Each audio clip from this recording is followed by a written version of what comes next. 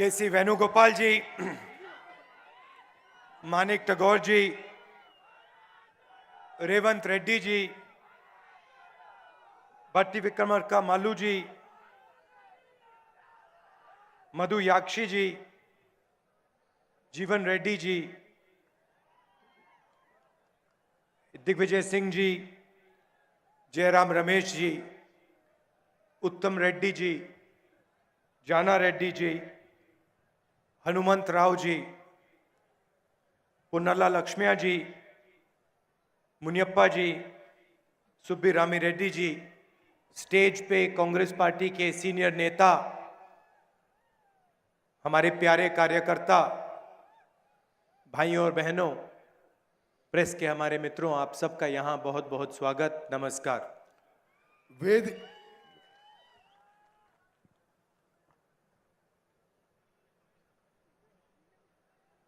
कुछ दिन से ये यात्रा कन्याकुमारी से कश्मीर की ओर चल रही है।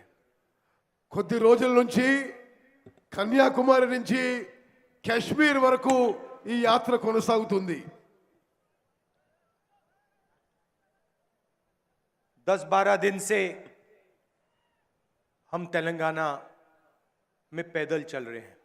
10-12 రోజుల నుండి తెలంగాణలో పాదయాత్ర కొనసాగిస్తున్నాము। और आज शाम हम तेलंगाना को छोड़कर महाराष्ट्र की सड़कों पर चलने जा रहे हैं। ఈ రోజు సాయంత్రము తెలంగాణను విడిచిపెట్టి మహారాష్ట్రలో ప్రవేశించబోతున్నాము। खुशी हुई कि तेलंगाना के इतने लोगों से बातचीत कर पाया, हाथ मिला पाया, गले लग पाया। చాలా दुख हो रहा है कि आज हम तेलंगाना को छोड़कर आगे बढ़ रहे हैं, महाराष्ट्र जा रहे हैं। చాలా సంతోషం। తెలంగాణలో చాలా మంది మాట్లాడి చేతులు కలిపి కౌగలించుకొని ఇంత లక్షల మంది కలవడం ఎంతో సంతోషం। ఈ రోజు తెలంగాణలో విడిచిపెట్టి మహారాష్ట్రలోకి పోవడం కొంత దుఃఖం అని కూడా మనం చేస్తున్నాను। हमारे कार्यकर्ताओं ने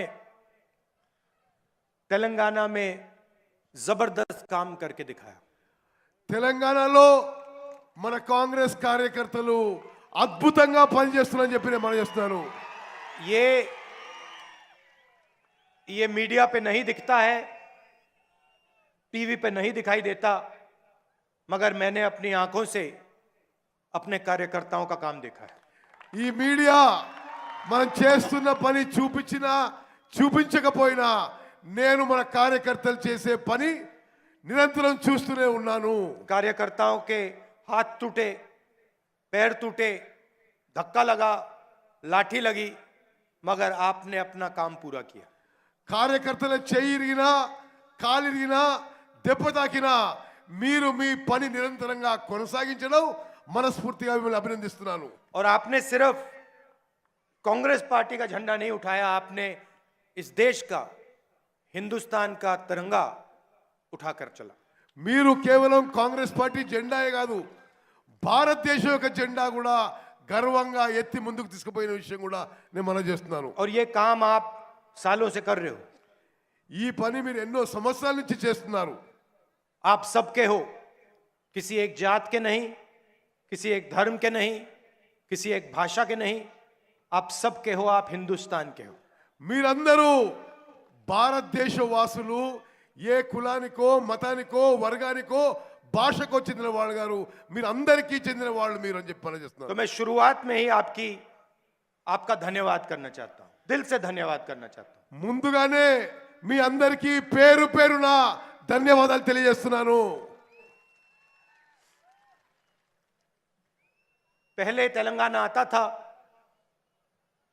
गाड़ी में आते थे, लोगों से मिलते थे, ऐसी पब्लिक मीटिंग होती थी, नेता भाषण करते थे, चले जाते थे। ముందు తెలంగాణ వచ్చినప్పుడు వెహికల్స్ లో వచ్చి స్పీచ్లు ఇచ్చి వెళ్ళిపోయేవాళ్ళు। इस बार मैं और कांग्रेस पार्टी के सब नेता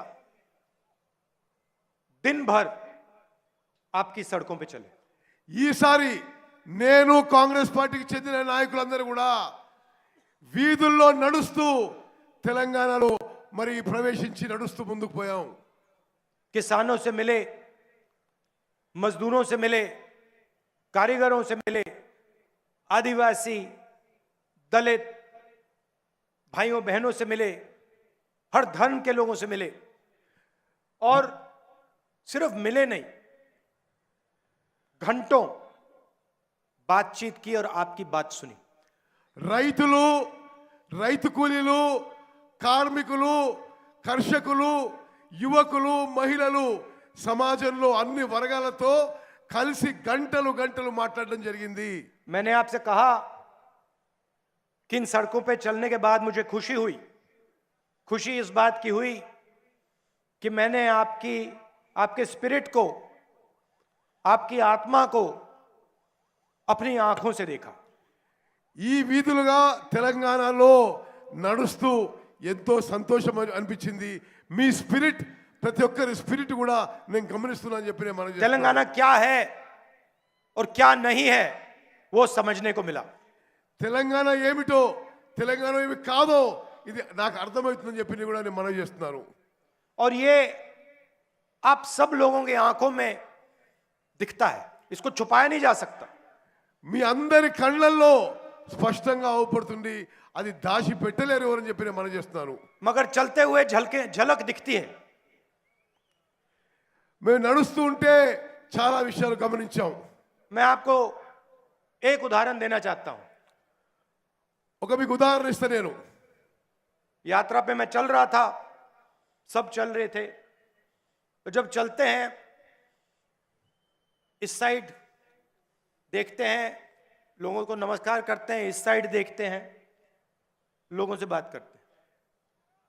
రోడ్డు పొడవునా నడుస్తూ పోతూ ఒక సైడ్ నమస్కారం పెడుతూ ఒక సైడ్ కలుస్తూ మాట్లాడుతూ ముందుకు ఈ పాదయాత్రలో కొనసాగడం జరిగింది. कुछ दिन पहले हम चल रहे थे, मैंने पीछे से अपनी आंख से देखा छोटा सा बच्चा अंदर आने की कोशिश कर रहा था। నడుస్తూ ఉంటే నేను స్వయంగా చూసిన ఒక చిన్న పిల్లవాడు వెనక నుంచి మా దగ్గర రావడానికి ప్రయత్నం చేస్తున్నాడు. काफी भीड़ थी, मैं सोच रहा था इस बेचारे को चोट ना लग जाए। చాలా మంది జనం ఉండే కాబట్టి ఆ పిల్లవానికి దెబ్బ తాకొద్దని చెప్పి నేను కోరుకున్నా. मगर मैंने कुछ किया नहीं, बुलाया नहीं। నేనేం చేయలేదు, ఏం పిలవలేదు కూడా. मैं देखना चाहता था कितना दम है लड़के में।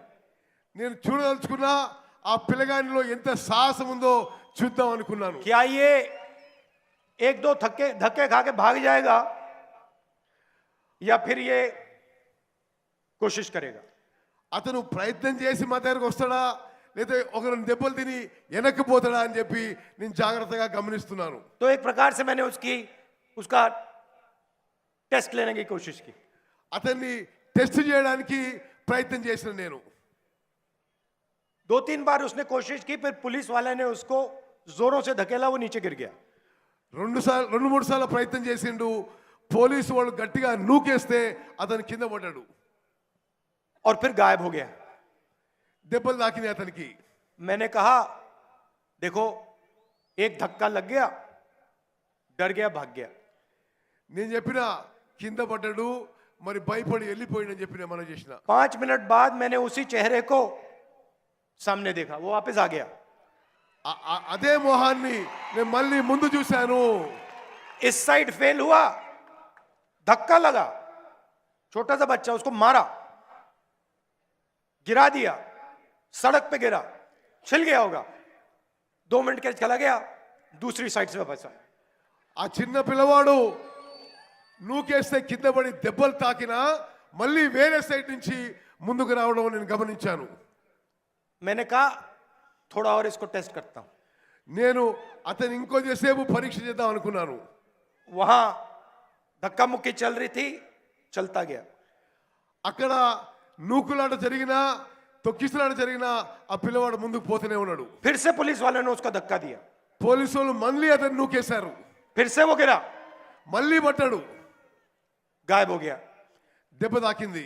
मैंने कहा इस बार तो घर चला गया। మరి ఇప్పుడైతే వెళ్ళిపోతాడని నేను అనుకున్నా. 4-5 मिनट बाद इस साइड आया। మరి అదే పిల్లవాడు మరి ఇటు దెబ్బ తాకిన ఆయన మరి ఇటు వేరే దిక్కు నుంచి మళ్ళీ నా దగ్గరకు వచ్చాడు. और फिर जादू से पता नहीं कैसे मेरे साइड पे आ गया। మరి అనుకోకుండా ఆ పిల్లవాడు నా పక్కనే అదృశ్యమయ్యాడు. मेरे साथ एक लड़का काम करता है, उसने मुझे कहा ये बहुत कोशिश कर रहा था, उधर से इसने ट्राई की बात नहीं बनी, इधर से ट्राई की बात नहीं बनी, इधर से ट्राई की बात नहीं बनी, फिर अंदर आ गया। మరి ఈ పిల్లవాడు అన్ని దిక్కుల నుంచి నన్ను కలవడానికి ప్రయత్నం చేసి చివరిగా నా దగ్గరికి రావడం ఎంతో సంతోషకరం అని చెప్పి నేను మనం చేస్తున్నాను. फिर मेरे पास आता है, मेरे साथ चलता है। మరి నా దగ్గర వచ్చి నా ఎంబడి నడవడం మొదలు పెడతాడు. कुछ मांगा नहीं, ఏమీ అడగలేదు, कुछ मांगा नहीं, बस चल रहा था। ఏమీ అడగలేదు, నా ఎంబడి నడుస్తున్నాడు అంతే. बड़ी मैं कहूं डिग्निटी के साथ पीठ सीधी रख के चल रहा था। చాలా హుందాతనంతో గౌరవంతో ఏమీ అడుగుతలేడు, నా పక్కన నడుస్తున్నాడు. मैंने सोचा ये अपने पिता के साथ आया होगा। నేను అనుకున్నా ఈ పిల్లవాడు తండ్రితో వచ్చుంటాడేమో అనుకున్నాను. मैंने कहा पापा कहाँ हैं? నేను అడిగినా మీ తండ్రి ఎక్కడా అని అడిగినా. कहते हैं पापा आ नहीं पाए, आना चाहते थे आ नहीं पाए, घर में है। మా తండ్రి రాదలుచుకున్నాడు కానీ రాలేకపోయిండు, ఇంటికాడు అని చెప్పి ఆ పిల్లవాడు నాకు చెప్పాడు. मैंने कहा क्यों, क्या हुआ, क्यों नहीं आ पाए? ఎందుకు ఎందుకు రాలేదని, తండ్రి ఎందుకు రాలేదని పిల్లవాడు నేను ప్రశ్నించాను. कहता है थोड़ा सा बुखार है। చెప్పిండు నాకు ఆ తండ్రికి కొంత జ్వరం వచ్చిందని. मैंने कहा तुम यहाँ अकेले आ गए? कहता है हाँ मैं अकेला आया। నువ్వు ఒక్కరివే వచ్చినావా అంటే ఆ పిల్లవాడు అవును నేను ఒక్కరినే వచ్చానని చెప్పాడు. मैंने कहा चलो पापा से फोन मिलाओ। మరి మీ తండ్రి నాకు కనిపించమని చెప్పి నేను ఆ పిల్లగాడిని చెప్పాను. तो पापा वो फोन मिलाता है వాళ్ళ తండ్రికి ఫోన్లో కలిపిండు. और फिर पापा का चेहरा मैंने देखा, पापा को डेंगू था। మరి వాళ్ళ తండ్రి యొక్క ముఖం చూపెట్టిండు, ఆ తండ్రికి డెంగ్యూ ఉందని చెప్పి తెలిసింది. और बेटे के दिल में डर था। పిల్లవాడి మనసులో కూడా చాలా బాధ ఉన్నది. मैंने पूछा अस्पताल ले गए? నేను అడిగినా హాస్పిటల్ తీసుకుపోయినావా? उसने जवाब नहीं दिया। అతను జవాబు చెప్పలేదు, चुप हो गया। జస్ట్ నిశ్శబ్దంగా ఉన్నాడు. मैंने पिता को नमस्ते की, अपने लोगों से कहा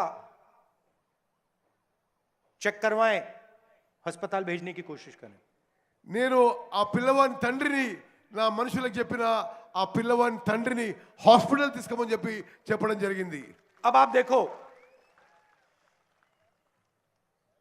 ये है तेलंगाना की आवाज।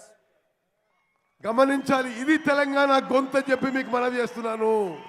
पहली बार दबा दिया, कहीं और से निकलेगी। ఒకసారి దెబ్బ తాకితే మరోసారి మళ్ళీ ప్రయత్నం మొదలు పెట్టిండు. उधर दब गई तो इधर से निकलेगी, అటు దెబ్బ తగిలితే మళ్ళీ వేరే దిక్కు నుంచి నా और దిక్కు इधर दब गई तो फिर इधर से निकलेगी। మరి అన్ని దిక్కుల నుంచి కూడా దెబ్బలు తాకిన ముందుకు వచ్చిన ఈ స్పిరిట్ తెలంగాణలో ఉందని చెప్పి तेलंगाना की आवाज सुननी ही पड़ती है। తెలంగాణ యొక్క గొంతు వినవలసిందే. इसको दबाया नहीं जा सकता। దీన్ని అణిచివేయడం వీలు కాదు. और ऐसे ही मैंने आपको एक उदाहरण दिया, बच्चे का उदाहरण दिया, मैं आपको किसान का उदाहरण दे सकता हूं। నేను ఒక ఉదాహరణ ఇచ్చిన ఇటువంటి ఎన్నో ఉదాహరణలు మీకు ఇస్తా. నేను मैं आपको मजदूर का उदाहरण दे सकता हूं, ఒక కార్మికులు ఉదాహరణ కూడా ఇవ్వగలుగుతా. నేను మీకు आदिवासी माता का उदाहरण दे सकता हूं, ఆదివాసీలు గిరిజనుల విషయం కూడా చెప్పగలుగుతా. నేను మీకు दलित महिला का उदाहरण दे सकता हूं, మరి దళిత ఆడబిడ్డల విషయం కూడా నేను తెలియజేయగలుగుతాను. सब ऐसे ही हैं, कोई पीछे नहीं हटता। మరి అందరూ కూడా తెలంగాణలో అదే విధంగా ఉంటారు, ఎవరు వెనక్కి పోరు. तो ये आप पूरे देश को सिखा सकते हो। ఇది మీరు ఇక్కడి నుంచి మొత్తం దేశానికి నేర్పించే శక్తి మీకుందని చెప్పి देश आपसे सीख सकता है। దేశం మీ నుంచి నేర్చుకునే అవకాశం ఉంది. मगर यहां पे मैं आपसे सवाल पूछना चाहता हूं, నేను ఇక్కడి నుంచి మిమ్మల్ని ఒక ప్రశ్న అడుగుతున్నా. उस बच्चे का पिता अस्पताल क्यों नहीं जा सकता? ఆ పిల్లవాని తండ్రి హాస్పిటల్ ఎందుకు పోలేకపోయిండు? उसको कौन रोक रहा है? ఎవరు ఆపిండు? उसको कौन सी शक्ति रोक रही है? ఏ శక్తి అని ఆపింది? सारे के सारे अस्पताल तेलंगाना में प्राइवेटाइज कर दिए. తెలంగాణలో అన్ని హాస్పిటల్స్ ప్రైవేటీకరణ చేయబడినవి.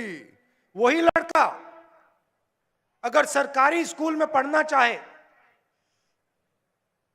अगर इंजीनियरिंग करना चाहे, डॉक्टर बनना चाहे, उसे लाखों रुपए देने पड़ेंगे.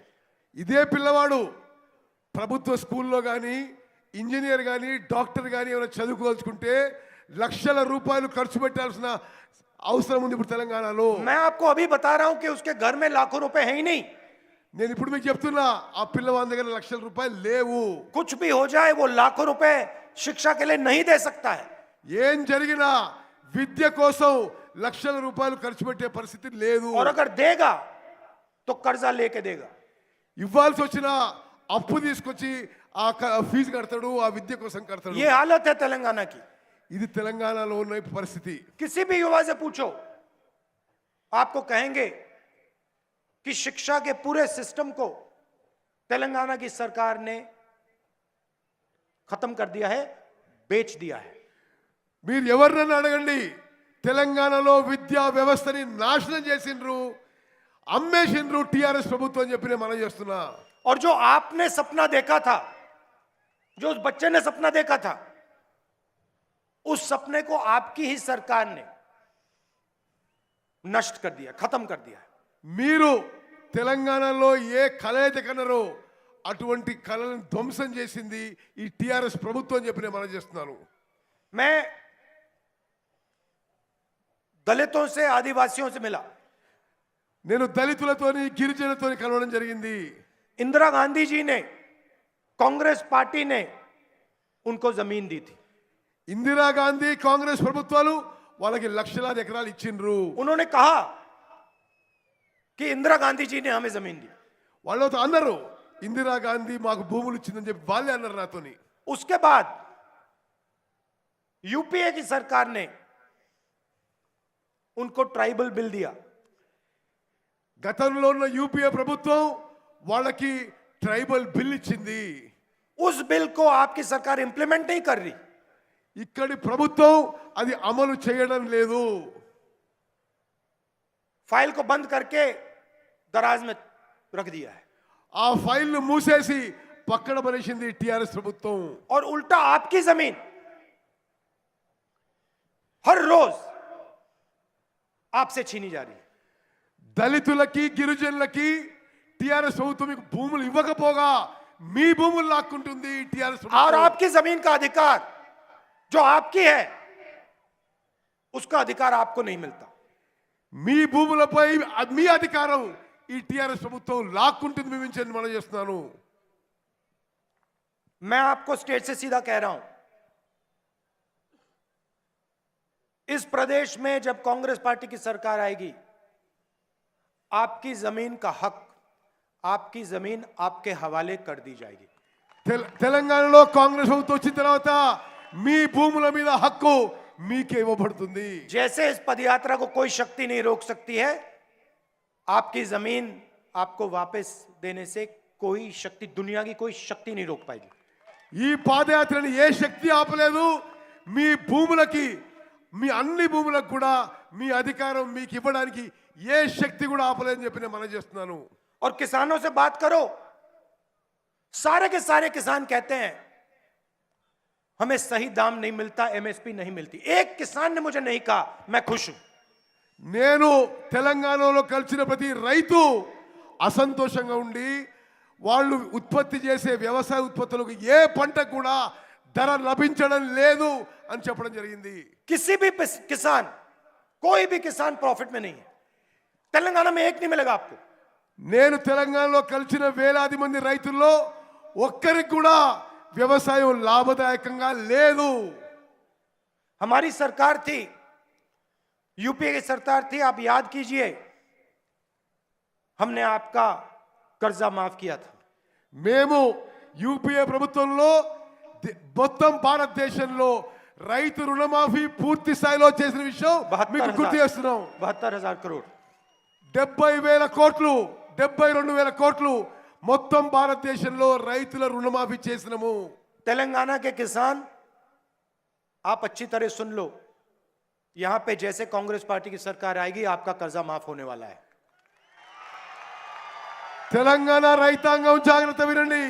ఇక్కడ కాంగ్రెస్ ప్రభుత్వం రాగానే మీకు మొత్తం రైతు రుణమాఫీ మేము చేయబోతున్నాము. और अगर आप दाम देखना चाहते हो, एमएसपी देखना चाहते हो, रेवंत रेड्डी जी के पास लिस्ट है, क्या दाम आपको मिलने वाला है, वो लिस्ट उनसे दे लो आप. అన్ని పంటలకి పిసిసి ప్రెసిడెంట్ రేవంత్ రెడ్డి గారు మీకు చెప్తారు, అన్ని పంటలకి మంచి మద్దతు ధర ఇవ్వబోతున్నాము. उससे 1 रुपया कम नहीं. దాని నుంచి ఒక్క రూపాయి కూడా తక్కువ చేయకుండా మద్దతు ధరకి కొనుగోలు చేయబోతున్నాము. यहां पे सुबह आपके चीफ मिनिस्टर इरिगेशन प्रोजेक्ट्स का पैसा देखते हैं. ఇక్కడ ముఖ్యమంత్రి పొద్దున పూట ఇరిగేషన్ ప్రాజెక్టులలో కమిషన్ల గురించి లంచాల గురించి ఆలోచన చేస్తుంటాడు. रीशेड्यूल करते हैं ఆ ఇరిగేషన్ ప్రాజెక్టులని రీషెడ్యూల్ రీడిజైన్ చేస్తుంటాడు. और रात को शाम को कंप्यूटर पे धरनी पोर्टल खोलते हैं. రాత్రిపూట ఈ ముఖ్యమంత్రి ఆయన కంప్యూటర్ మీద ధరణి పోర్టల్ తెరుస్తాడు. कहां से कितना पैसा मिल रहा है वो देखते हैं. ఎక్కడి నుంచి ఎన్ని పైసలు ఎవరికి వస్తున్నాయని గమనిస్తాడు. कौन से किसान, कौन से दलित, कौन से आदिवासी से जमीन छीनी जा रही है, पूरी पूरी लिस्ट उनके पास. ఏ రైతు దగ్గర, ఏ దళితుడి దగ్గర, ఏ గిరిజన దగ్గర భూములు లాక్కుందామో అని ఆలోచన చేస్తాడు. इससे तेलंगाना को कोई फायदा नहीं हो रहा है. దీనివల్ల తెలంగాణకి ఏమీ లాభం జరగడం లేదు. इससे तेलंगाना के युवाओं को रोजगार नहीं मिल रहा है. దానివల్ల తెలంగాణ యువతకి ఉద్యోగాలు ఉపాధి కల్పించడం లేదు. किसानों को फायदा नहीं हो रहा है, गरीबों को फायदा नहीं हो रहा है. రైతులకి నిరుపేదలకి ఏమీ లాభం జరగడం లేదు. चुने हुए लोगों की सरकार चल रही है और पूरा का पूरा फायदा 5-10 लोगों को मिल रहा है. ఈ ప్రభుత్వం ఒక 5-10 మందికి లాభం కలిగించడానికే ఈ టిఆర్ఎస్ ప్రభుత్వం నడుస్తున్నది.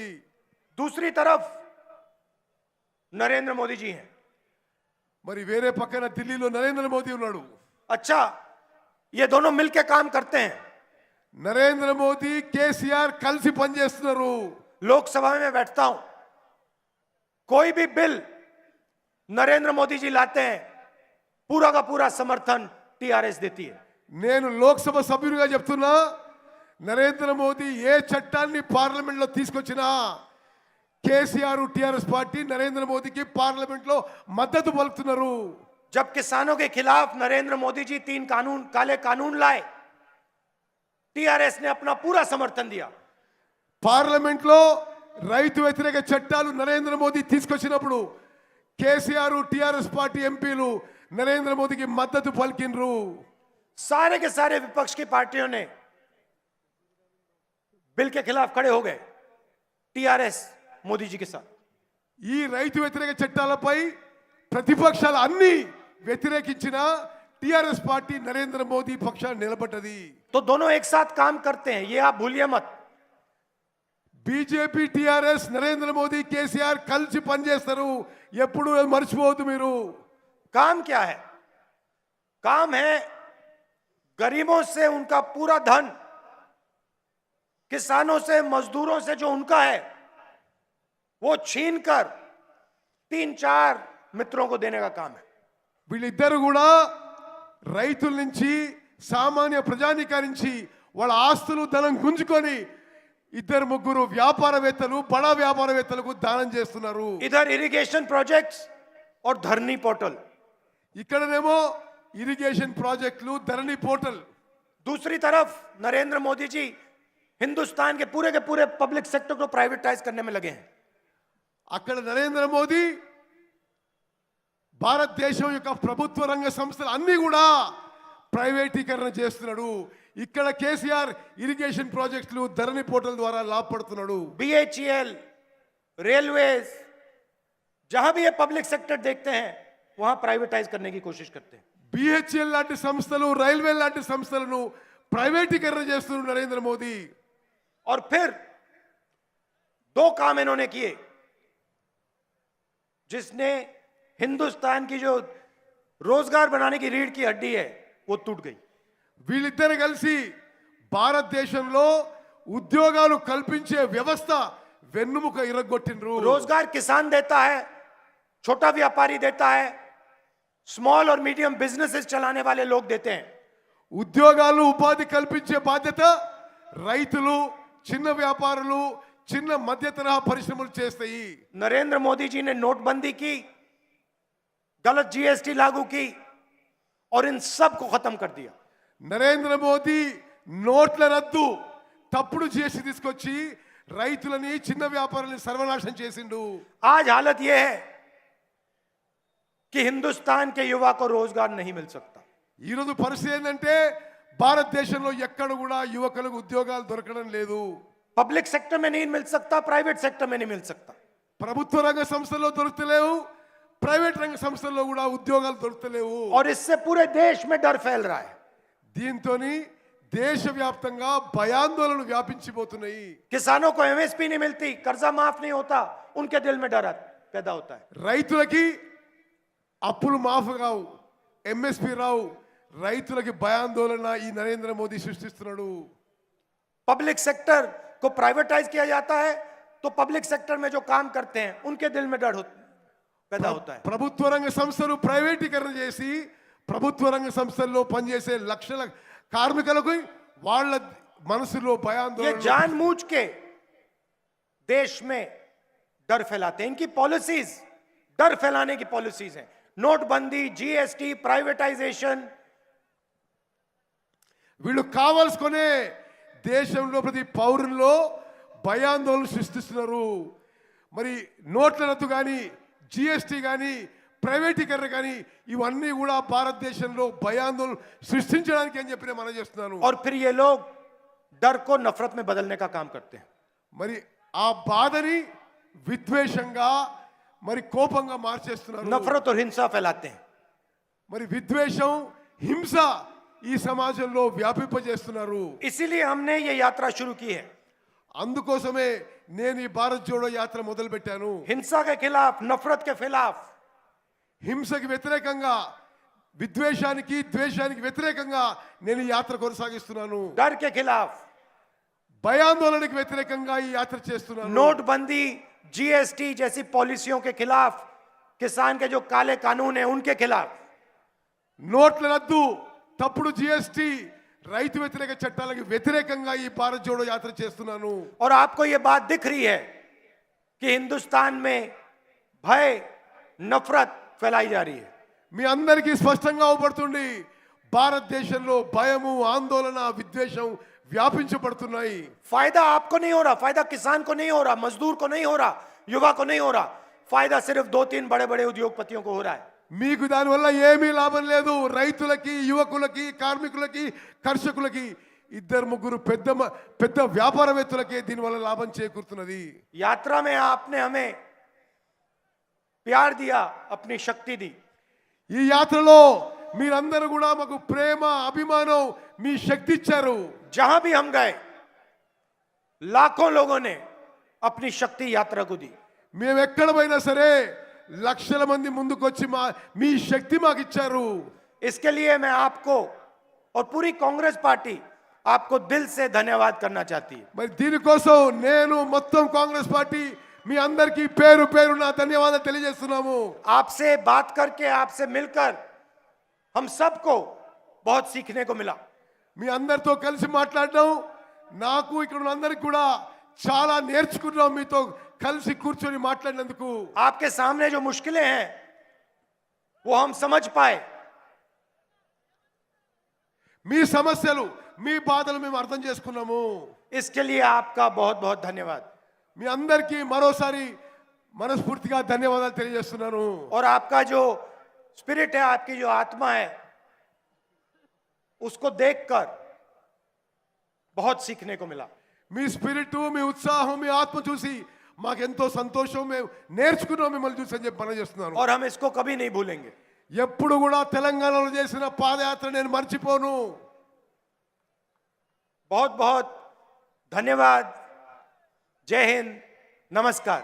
మీ అందరికీ ధన్యవాదాలు జై హింద్ నమస్కారం